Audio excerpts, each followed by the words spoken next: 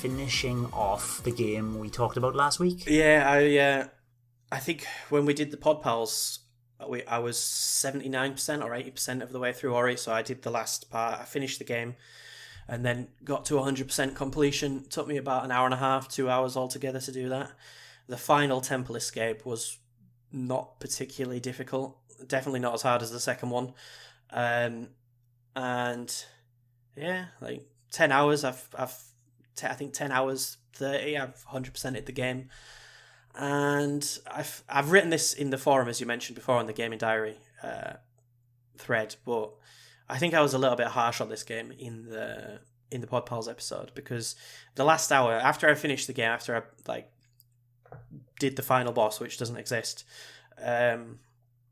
I think my completion was like 86 or 87% when I finished the game. So I just basically went across the whole map and got the last few upgrades, did the last area, and collected all the stuff that I was missing to get 100%. And I really enjoyed that. I really, really enjoyed that.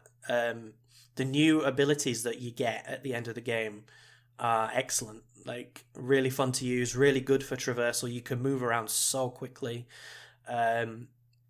And it just really increased my enjoyment. You know, when you're not trying very slowly and precisely to get through an area, the game just becomes much, much better. And like, you can go from one end of the map to the other. Like, I barely used the warps. I was just traversing it myself. And it does feel really good when you got triple jumps and you can float and then you can shoot off an enemy. It all comes together really nicely. And I just wish there'd been more of that in the game rather than the stuff at the beginning, because yes, as I mentioned, I agree that Metroidvanias as a genre, it's meant you start from zero and go like super powerful, but maybe Ori is just too underpowered in the beginning of the game and you just feel a little bit too helpless, so maybe that's why the frustration in the beginning of the game won't go away, but I am kind of interested now to see what they changed for the sequel. So maybe if it's very cheap, I'll pick that up one day. I just read yesterday, I read that they've added HDR to the game, so that's definitely one to get on Steam, because it'll look stunning probably in 4K HDR.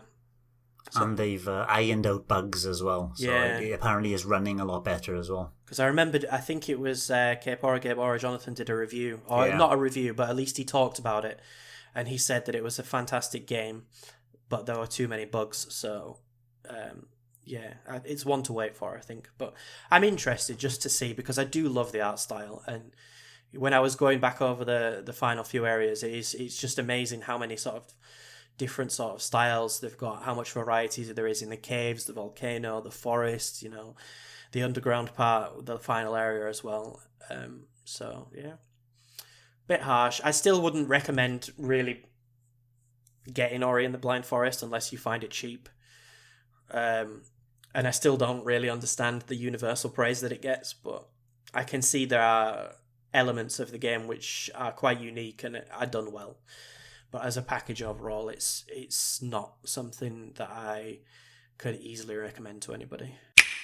Thanks for watching, and don't forget to hit the subscribe button and give us a like if you've enjoyed our content. You can also check out our other great content on Twitter, Facebook, Instagram, and the N-E Café podcast from all good podcast providers. Just follow the links in the description below.